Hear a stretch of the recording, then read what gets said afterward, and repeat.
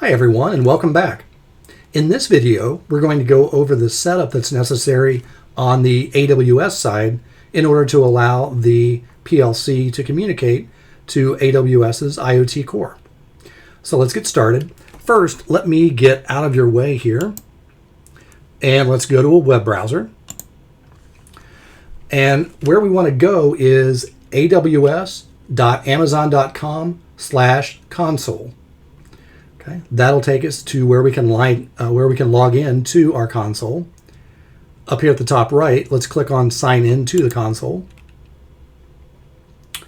And we want to enter as a root user. We want to use our email address that was used when we created our AWS account. Click Next. We need to enter the security check information here.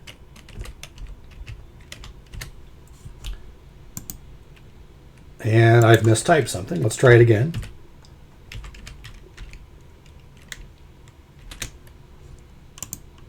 And finally, let's enter our password. All right.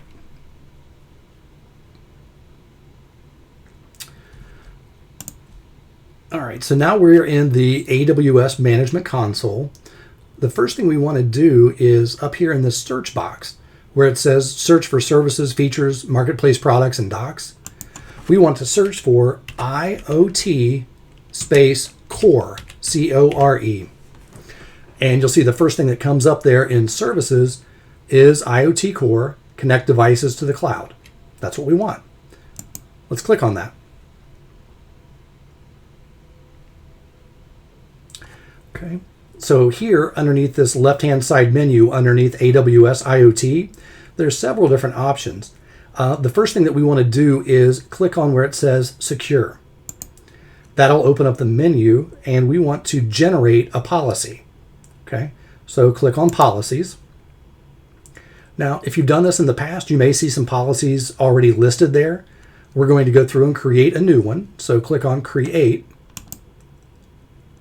and give it a name. For this video series, I'm going to call this video _ FC6A plus _ policy. Okay, so give it a name. And then underneath here for our policy statements, we need to enter the action, the resource ARN, and the effect. For the action, what we want is IoT : **. And once you start typing in IoT, I believe that's the first option that comes up in the list. It is. So IoT : * for action. For our resource ARN, we want to make that an asterisk as well. For the effect, we want to click on Allow. Okay. So we've given the policy a name. We specify the action as IoT : **. Our resource ARN is an asterisk, and for effect, we've clicked on the Allow checkbox. Scroll on down and click Create to create that policy. And we'll see it listed right there. Now, the next thing that we need to do is to create what's called a thing. In terms of AWS IoT, a thing is any device that can connect to AWS IoT core. So let's go do that. Over here in this left-hand menu, if we click on Manage and then click on Things. Okay. And just like the policies, you may have some other devices, other things that have been created. So let's go ahead and create a new thing. So we'll click on this Create Things button.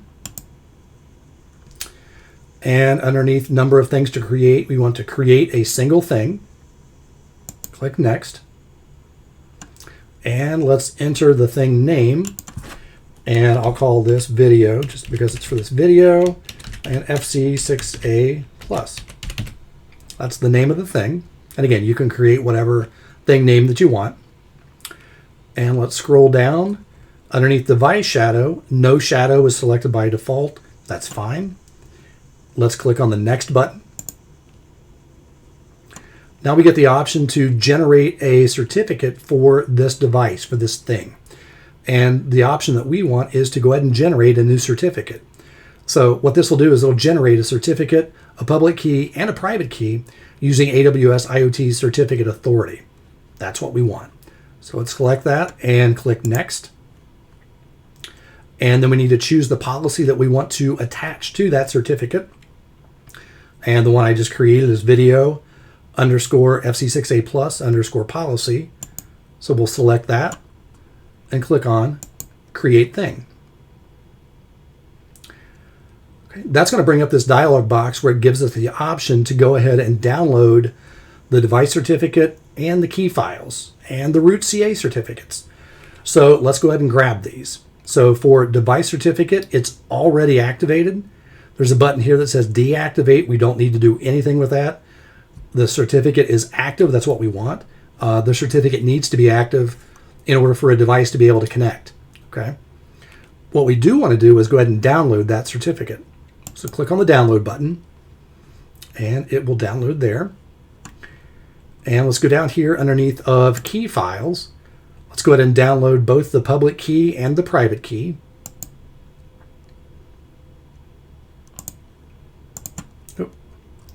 Download the private key here. And underneath root CA certificates, let's download this first one, the Amazon root CA1 certificate. That's a 2048-bit keyed certificate, so let's go ahead and grab that one. Click download. All right, and we can click done once we are finished with that. Okay. Now, the next thing that we want to do is we want to look at the settings. So if we come over here into this left-hand menu and scroll down to where it says settings, let's click on that. Okay. You'll see underneath this, it gives us what's called a device data endpoint. Okay. This is what we're going to need to enter into WinLadder when we set up the MQTT settings. So let's go ahead and copy this.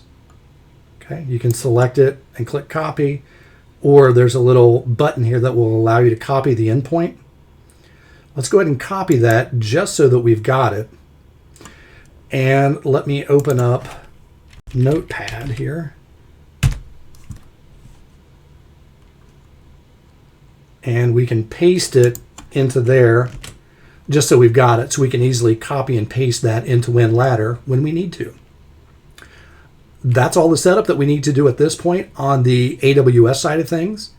So join us in the next video and we'll go over the MQTT setup from the PLC side within the WinLadder software.